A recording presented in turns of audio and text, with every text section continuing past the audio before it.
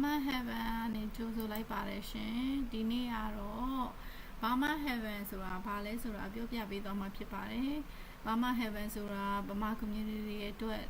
လိုအပ်တဲ့ဟာတွေတည်ထိုက်ထားတဲ့အကုန်လုံးကိုကူညီပေးဖို့အတွက် topic တွေအများကြီးကို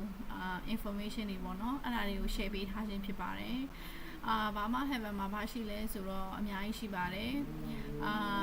ပထမဦးဆုံးကတော့ America ရဲ့America မှာနေတဲ့ဘဝအကြောင်းပေါ့နော်စရောက်လာခြင်းဆိုလို့ရှိရင်လူတွေအကုန်လုံးကအနေနဲ့အများတော့အခက်အခဲရှိကြပါတယ်အဲ့အခက်အခဲတွေကိုဘယ်လိုကူကူနဲ့ပေါ့နော်အဆင်ပြေစွာဖြတ်တန်းနိုင်အောင်လို့လိုအပ်တဲ့ information တွေကိုဖော်ပြပေးထားပါတယ်ပြီးတော့နောက်တစ်ခုကကြတော့ money make simple ပေါ့နော် money make simple ဆိုတာကတော့ပတ်စံနဲ့ငွေကြေးနဲ့ပတ်သက်တာတွေပေါ့နော်အလောက်ကရတဲ့ပတ်စံတွေ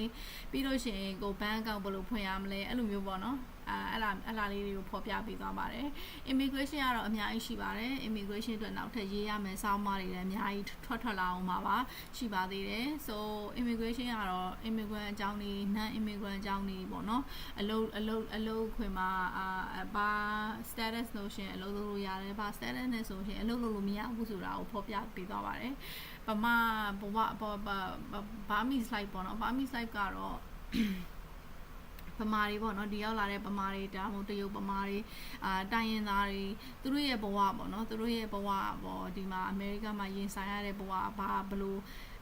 ကြုံတွေ့ရလဲအခက်ခဲတွေပြီးလို့ရှင်လိုအပ်တာတွေပေါ့နော် government နေပြီးတော့ရတင်ရထိုက်တဲ့အခွင့်အရေးတွေဘလို့ဘယ်မှာသွားယူရမလဲဘလို့စုံစမ်းရမလဲဒါတွေအကုန်လုံးကို Bama Heaven နေပြီးတော့ပြောပြပေးသွားမှာဖြစ်ပါတယ်immigration help အဲ့ဒါတွေလည်းရှိတယ်ဒါတော့ first year in America ပေါ့နော်first year in America ဆိုတာတော့ဒါရောက်ချင်းလူတိုင်းအကုန်လုံးကဘယ်လိုပြောမလဲဟိုဒီ environment ကို adjust လုပ်ရတာပေါ့နော်ဘာလို့ဆိုတော့ဗမာပြည်ကအတွေးခေါ်ယူဆတွေနဲ့အမေရိကအတွေးခေါ်ယူဆတွေနဲ့မတူဘူးပေါ့နော်ဆိုတော့ဒီမှာဘယ်လိုအဆင်ပြေအောင်နေရမလဲပေါ့နော်ပြီးတော့ဒီရောက်လာလို့ရှိရင်ဆက်စားချင်းဘာလုပ်ရမလဲပေါ့ social security card တွေရှောက်ရမယ် green card နဲ့ပတ်သက်တဲ့ information တွေပေးမယ်banking တွေပေါ့bank account ဖွင့်ရမလဲ credit ကိုဘယ်လိုတည်ဆောက်ရမလဲပြီးကျန်းမာရေးနဲ့ပတ်သက်တာတွေကျောင်းနဲ့ပတ်သက်တာတွေအလုပ်ခွင်နဲ့ပတ်သက်တာတွေပေးချက်အကြောင်းတွေ test အကြောင်းတွေနဲ့ပြီးတော့အိမ်ကိုဘယ်လိုဝယ်ရမလဲအိမ်ကိုရတင်ရထိုက်တဲ့အခွင့်အရေးတွေအကုန်လုံးကိုယူပြီးတော့အိမ်ကိုဘယ်လိုဝယ်ရမလဲဆိုတာအဲ့ဒါအကုန်လုံးဖော်ပြပေးသွားမှာဖြစ်ပါတယ်ဒါကတော့ပမာမိဘတွေအတွက်ပေါ့နော်ကလေးတွေကိုကျောင်းဘယ်လိုအားရမလဲပြီးလို့ရှင်ကျောင်းအပ်တဲ့ချိန်အခါကြလို့ရှင်ကျောင်းကသတ်မှတ်တဲ့ grade ကဘာလို့ဆိုတော့ရန်ကုန်မှာ10တန်းနဲ့ဆိုလို့ရှင်ဒါ high school ပြီးရယ်နော်အမေရိကမှာ10တန်းနဲ့ပြီးတာနဲ့ကျောင်း10တန်းပြီးရနဲ့ကျောင်းမပြီးပါဘူးရှင်12တန်းထိရှိပါတယ်high school ပေါ့နော်ဆိုတော့ဒါဘလို့လောက်ရမလဲပေါ့နော်ဘလို့နီးလန်းနေနဲ့ပြီးလို့ရှင်ဆရာမတွေဆိုလို့ရှင်လည်းဘလို့ respectfully ပေါ့နော်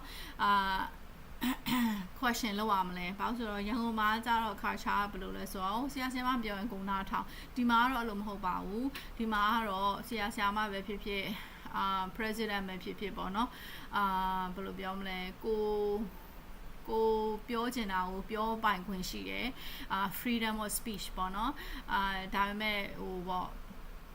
ဟိုပြည့်တော့ပြောရမှာပေါ့နော်ဟိုခက်ရိုင်းခမိုက်တော့ဒါပြောလို့မရအောင်ဒါကတော့ communication skill ပေါ့နော်အဲ့ဒါမျိုးတွေကို Bama Heaven က information တွေ share ပေးသွားမှာပါ money make simple ကကြတော့ခုနပြောသလိုမျိုးပေါ့နော် W2 ဘယ်လိုလုပ်ရမလဲပြီးလို့ရှိရင်gross pay နဲ့ net pay ဆိုတာကြတော့ဥပမာဆိုလို့ရှိရင်အလုပ်က12ကျပ်ရတယ်ထားပါတော့12ကျပ်စလုံးကကိုယ်နဲ့ပါလာတာမဟုတ်ဘူးเนาะ12ကျပ်ရတယ်ဆိုပေမဲ့နှုတ်တဲ့ဟာတွေတမူးရှိရယ် federal tax ရှိရယ် state tax ရှိရယ် local tax ရှိရယ်ပြီးလို့ရှိရင်သူကmedicare လည်း social security လည်းပေးရတယ် medicare အတွက်လည်းပေးရတယ်အဲ့ဒါမျိုးရှိတာပေါ့เนาะ so deduction တွေကိုဘာတွေဒီတက်လုပ်တယ်အဲ့ဒါတွေအကုန်လုံးပြောပြပေးသွားမှာဖြစ်ပါတယ်ဒါကတော့အလုံးနဲ့ပတ်သက်တာပေါ့နော်အလုံးနဲ့ပတ်သက်တဲ့အလုပ်ခွင် your rights right immigrant status နဲ့လာတယ်ဆိုလို့ရှိရင်ဘယ်လိုပြောမလဲ social security ကရှိတယ်လုပ်ပိုင်ခွင့်ရှိတယ်ကွာ အလုံးလုံးပိုင်ခွင့်ရှိရဆိုရကြတဲ့အလုပ်ခွင်မှာကိုရသိမ်းရထိုက်တဲ့အခွင့်အရေးတွေကဘာတွေလဲကိုဘယ်လိုပြောမလဲဆက်စားချင်းဒီရောက်လာတယ်အင်္ဂလိပ်စကားသိမပြောတတ်ဘူးဆိုပြီးတော့အဲ့လိုဘယ်လိုပြောမလဲနှိမ်ကျင်တဲ့လူပေါ့နော်နှိမ်နေဆိုတာအထက်ဘယ်လိုပြောမလဲအခွင့်အရေးယူတာပေါ့နော်ကိုယ့်ပေါ်မှာအခွင့်အရေးယူလို့မရအောင်ကိုယ့်ရဲ့ right က as an employee ပေါ့နော်အလုပ်လုပ်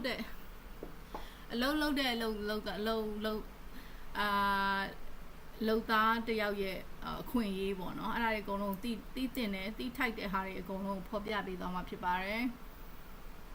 ပြီးတော့ဒီဟာကျတော့ Burmese community ကတော့ပေါ့နော်ရှိသမျှ community အကုန်လုံးကတော့ online မှာမရှိပါဘူး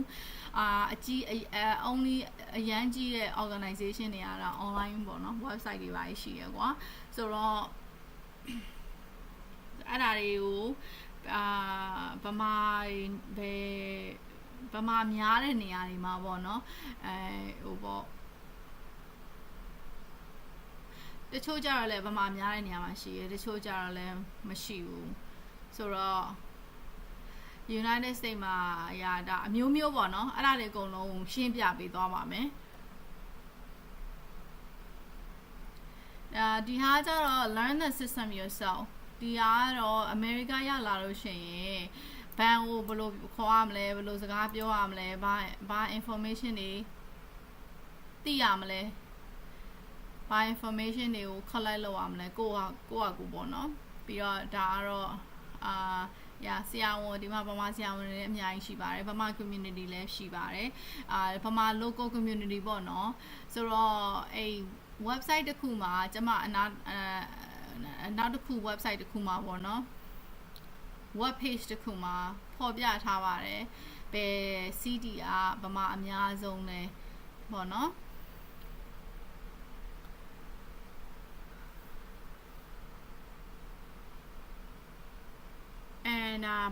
ဘာမှ heaven မှာ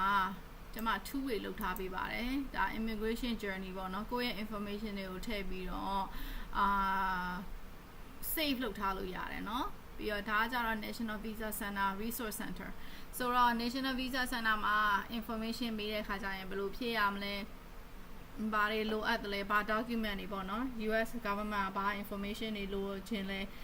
ဘာ document တွေ submit လုပ်ရမလဲဆိုတာကိုပေါ့နော်ပြောပြပေးထားပါတယ် start here တော့ဒါ introduction ပေါ့နော် introduction ဆိုတော့ဒါဘာမှ heaven ဝင်လိုက်ခြင်းဒါကတော့ home page okay ဘာမှ heaven ဝင်လိုက်ခြင်းဘာအကြောင်းတွေပြောမလဲဘာ information တွေပေးထားမလဲအဲ့ဒါပေါ့နည်းနည်းဒီမှာပြောပြပေးထားပါတယ် first year in America ခုနပြောဆိုရောက်ချင်းပြဿနာတွေရှိရမလဲဘာတွေလုပ်ရမလဲအဲ့ဒါတွေဖော်ပြပေးထားပါတယ်ဒီအားကြတော့ some of the tools I have on the website visa bulletin calculator ဒီအားကြတော့ CEAC status guide ဒီအားကြတော့ priority date tracker ဥပမာပြောရမယ်ဆိုလို့ရှိရင်မာနမချင်းခေါ်လို့ရှိရင်နှစ်ပေါင်းများစွာကြာပါတယ်ဆို तू က priority date နဲ့သွားပါတယ်အကုန်လုံးက priority date နဲ့သွားပါတယ်ယောက်ျားနဲ့ကလေးနဲ့ပြီးလို့ရှိရင်ဒါပေမဲ့မောင်နှမကကြတော့အကြာကြီးပဲ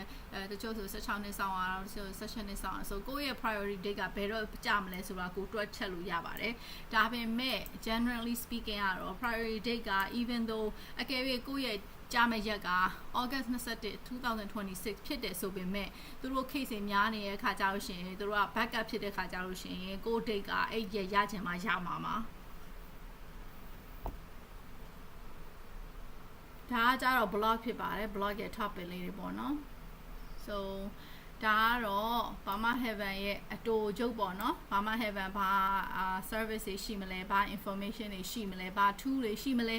ဒီမှာကတော့အများကြီးရှိပါတယ်ဒါခုနပြောတဲ့ blog ဒါကြတော့ immigration tool ဒီမှာအများကြီးရှိပါတယ်အများကြီးနောက်ထပ်ထပ်ပြီးတော့ page တွေnew page တွေ create ဖြစ်ဖို့လုပ်ဖို့လည်းအစီအစဉ်ရှိပါတယ်ဒီမှာအများကြီးပဲ money make simple ကတော့ဒါကတော့ trading နဲ့ပတ်သက်တာတွေပေါ့နော်ဒါကတော့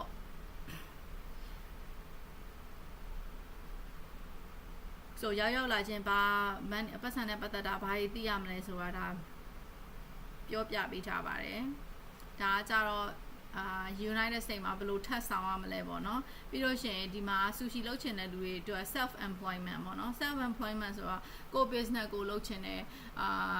ဆိုတဲ့ခါကျတော့ရှင်ကိုဘယ်လို claim လုပ်ရမလဲ expense တွေဘယ်လို claim လုပ်ရမလဲ deduction တွေဘယ်လိုလုပ်ရမလဲအဲ့ဒါတွေအကုန်လုံးသိနိုင်သလောက်တတ်နိုင်သလောက် research လုပ်ပြီးတော့ဒီမှာဖော်ပြပေးသွားမှာဖြစ်ပါတယ်ဒါကတော့ first year in America ပေါ့နော်ကျောင်းမှာဘယ်လိုအားမလဲပြီးလို့ရှိရင်ကျန်းမာရေးနဲ့ပတ်သက်တာတွေအလုပ်နဲ့ပတ်သက်တာတွေပြီးလို့ရှိရင်ရောက်ချင်းပေါ့နော်ဗမာပြည်နဲ့အမေရိကနဲ့ကွာခြားချက်တွေကိုဘယ်လိုဖြေရှင်းရမလဲပေါ့နော်ဘယ်လို deal လုပ်ရမလဲပေါ့နော်ဒါကြတော့ American politics ပေါ့ဆိုတော့ immigration နဲ့ပတ်သက်လာလို့ရှိရင် politics ကဒါမပြောလို့မရဘူးပေါ့နော်ဒါတီးထိုက်တာတွေဘာပြောလို့ဆိုတော့ဒီလူတွေက power ရှိတဲ့လူတွေက politician တွေက they are the one ဘယ်လိုပြောမလဲ immigration နဲ့ပတ်သက်တဲ့ rule တွေ law တွေ regulation တွေသူတို့က they are the one who do it so it's important that we pay attention to American politics and how it affects immigration and self-employment taxes and business expenses ခုနပြောသလိုပေါ့နော်ဒါကတော့နှစ်နေရာထည့်ထားတယ်။ဘာဖြစ်လို့ဆိုတော့ဒါအရေးကြီးစစရောက်လာခြင်းပေါ့နော်လူဗမာအတိုင်းမှာဆိုလို့ရှိရင်တချို့ဒီကိုရောက်ပြီးတော့တစ်နှစ်ရောက်ပြီးတဲ့လူတွေသိပါတယ်။ဗမာပြည်ကရောက်လာခြင်းဆိုဆူရှီသွားလိုက်ကြဆိုဒါတွေပေါ့နော်။ဒီကိစ္စတွေနဲ့ပတ်သက်ပြီးတော့ဆူရှီသွားလိုက်ဆိုတော့သူများစီမှာပထမကတော့သူများစီမှာလိုက်တာပေါ့နော်။နောက်တော့ကြာလာတဲ့ခါကျတော့ကိုယ့်ဟာကိုဘယ်လိုဆူရှီဆိုင်ဖွင့်မလဲဒါတွေပေါ့နော်။သိထိုက်တာတွေအကယ်၍ဒီကိုလိုချင်တဲ့ information ဒီမှာရှာလို့မတွေ့ဘူးဆိုလို့ရှိရင် Burma Heaven ကို contact လုပ်လို့ရပါတယ်contact လုပ်ပြီးတော့အကူအညီတောင်းနေဆိုလို့ရှိရင်ကျွန်မကူညီပေးပါမယ်so ဒါကတော့ Burma Heaven အကြောင်းပေါ့နော် Burma Heaven အကြောင်း Burma Heaven ကဘာလဲဆိုတာကိုဒါ briefly explain လုပ်ပေးတာပေါ့နော်so ဒီမှာတခြားနေရာတွေကိုလိုက်ကြည့်ပါဒီလိုပဲ YouTube ဗီဒီယိုတွေတခြားဒီ CEAC အတွက်ဗီဒီယိုတစ်ခုလုပ်ပေးမယ် embassy interview ဝင်လို့ရှိရင်ဘယ်လို prepare လုပ်ရမလဲအဲ့ဒါတွေအကုန်လုံး each topic တွေအကုန်လုံးကိုဗီဒီယိုတစ်ခုစီအမှားလို့translate လုပ်ပေးပါမယ်။ဘာဖြစ်လို့လဲဆိုတော့ဒီ website က English လို့ပဲရေးထားတာပါ။အရင်တော့ကတော့ဗမာလိုရေးဘူးပါတယ်။ဒါပေမဲ့Google နဲ့အလုံးမဖြစ်လို့အဲ့ဒါပြန်ဖြုတ်လိုက်ရပါတယ်။ so English လိုပဲရေးတာပို့ပြီးတော့အဆင်ပြေပါတယ် Google နဲ့ကြတော့ဗောနော်။ Google search engine အတွက်ဆိုတော့ရှင်းပြပေးဖို့အခုမှရောက်လာတဲ့လူတွေကိုသိအောင်လို့ရှင်းပြဖို့အတွက်ကတော့ဗမာလိုပြောပြီးတော့ YouTube မှာသင်ပေးပါမယ်ပြီးလို့ရှိရင်အဲ့ YouTube ကိုလည်းဒီ website မှာသင်ပေးပါမယ်ပေါ့နော်အားလုံးကိုကျေးဇူးပါ and welcome to Burma Heaven